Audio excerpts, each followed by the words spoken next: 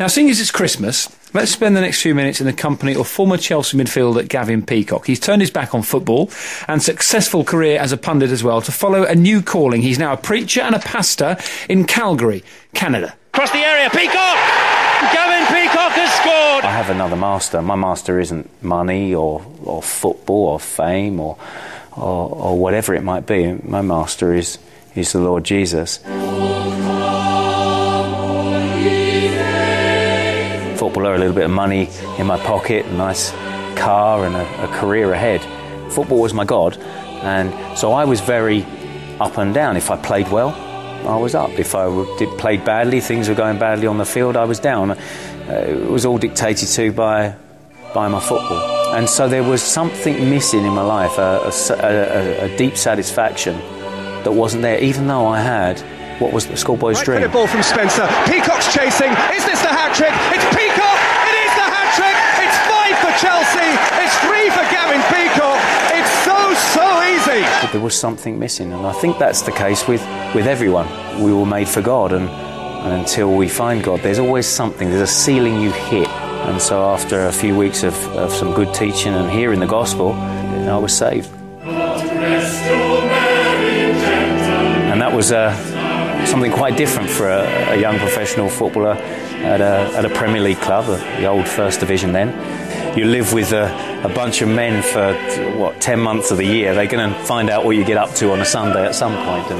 And of course it came out, and I told them. And there was a little bit of mickey taking in some of the camps, but overall I think they saw that it was real.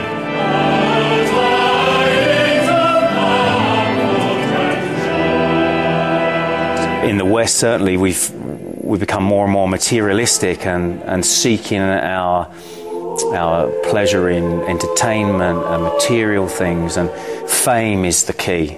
Money is the key. Success in some field is the key to your life. And yet I've been in that world, and I know contemporaries of mine who are broken people at the end of their career, and who are in rehab, or who are struggling to find that meaning and purpose in their life. And so I know that it doesn't ultimately satisfy, and that's because they're seeking their pleasure in the wrong place. And my prayer was always that that I would honour God in what I did on that field. I remember the words from the great Eric Liddell, the film Chariots of Fire. I believe God made me for a purpose, but he also made me fast. And when I run, I feel his pleasure.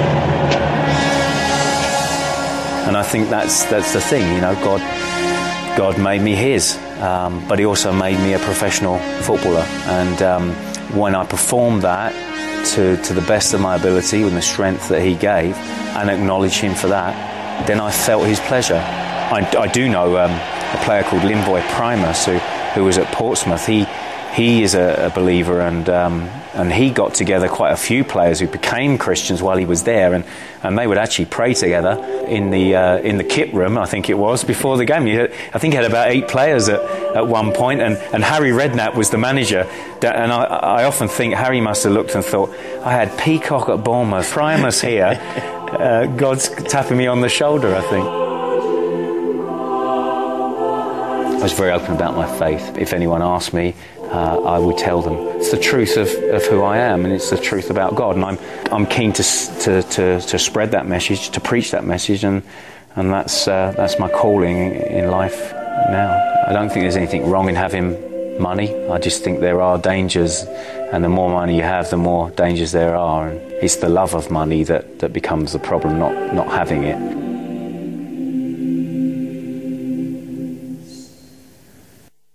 That's Gavin Peacock on BBC 5 Live on a Friday night, a man you played against on numerous occasions, John. Yeah, I played against Gavin many a times. He once broke my heart, actually, in the semi-final for Luton at the first time I'd ever played at Wembley, and we got beat to Chelsea 2-0 in the semi-final, 1994, and Gavin actually got both the goals. But full credit to him, he's found Jesus, and he's gone totally on a different path, and he says Jesus saved him, I also believe the same myself, and I don't think you have to be a churchgoer. I don't think you have to preach about it.